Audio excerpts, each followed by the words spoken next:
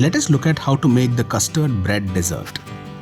Let us take a pan, place it on the stove and use 3 spoons of custard powder. To this we add a glass of milk and then stir it very well so that we can avoid any lump formation. Now to this we're going to add 2 full cups of boiled milk. I've already had it boiled, otherwise we need to boil it and then add it here. And then stir vigorously to ensure that the custard essence mixes completely with this. To this we add a cup of sugar and stir vigorously until we have a thick syrupy fluid.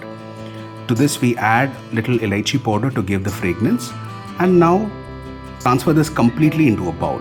To this we add some cut badam. We've roasted some bread for this recipe. We roasted using ghee. Now slowly place small pieces of this bread onto the